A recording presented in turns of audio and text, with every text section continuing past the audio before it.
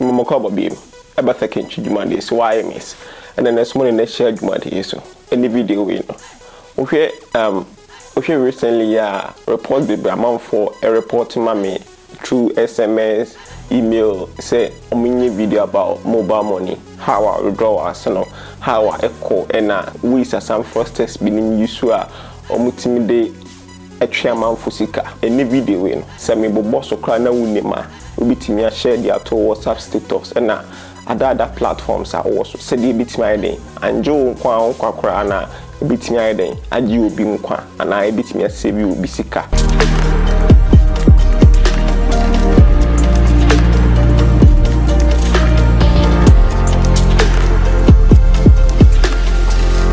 So kuyi mobile money adeba akopan say udi kan bisa udru mobile money vendor na say merchant nipa na okwakoji sika no okwakoyi sika no no adeba akopan say udi kan bisa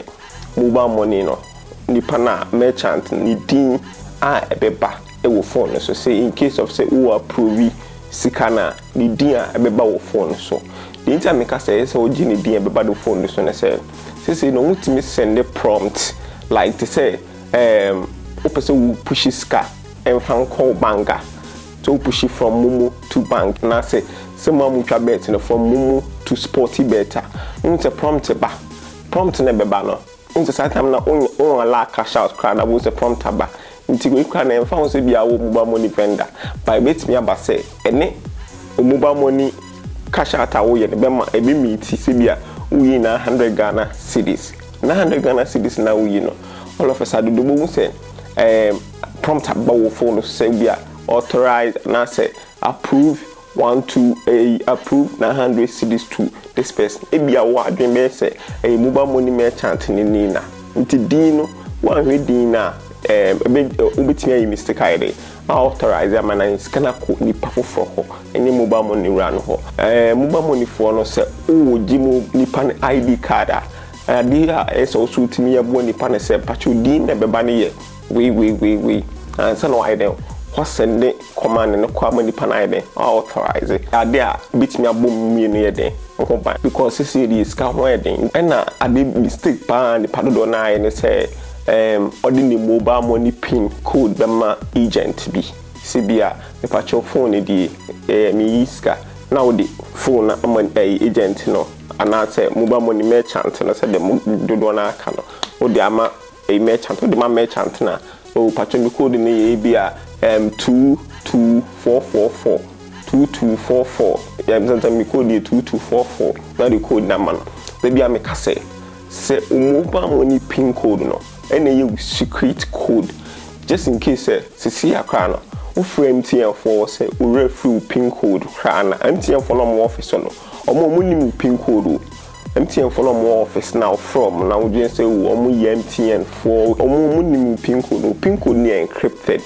so from now referral code now person unya code na ade o bit me ayabo on say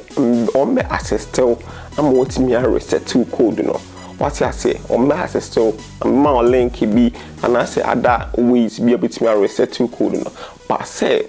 omo do code be ma say code na 2244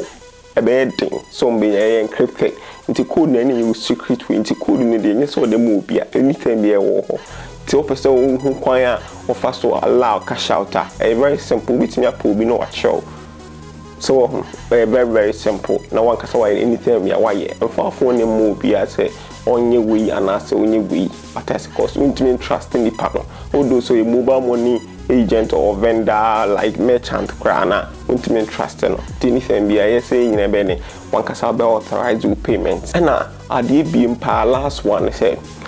yemfan to yetim say mobile money no so we yiska e levy bi anka ho e levy di omote ndada na and one omote so say 100 cedis 100 cedis I think 1 cedi 200 cedis 2 cedis e levy about 1 cedi kra into yiska na mobile money run e catch us say e levy ato and I say we have to a chrono which we are reporting the nako any nearest police station bia pathas or 2 year which me are reporting and as or 2 year na still land or chia or catch and say E11 ka ho so E11 ka ho a obetimi report ne na the nearest police station a obetimi ayede obetimi ahwehwem no mo ayede aju sika na ma and aso obetimi abbo nipa no kraka na mo sika ne bi ayede aka ho de ama cause ebasa na nipa ne chinchim mo sa aju sika obo ko no nti emfasa enomo ya mabobo so no entu tim se wu yi mobile money a fasa no ma we den etu tim mostly so wetimi ayisu MTN app no ana se Vodafone app no and a video we so maka no enye only for MTN users like MOMO users like mobile money users what I say mobile money users enye MTN mobile money users Vodafone cash MTN mobile money Airtel ni nyina akoma ti sa de we ni ye fan to hit me. Follow secondary or Facebook, YouTube hire subscribe channel the videos be brow and the videos are who here we gonna have ya we ade bia unim atena wo ye no.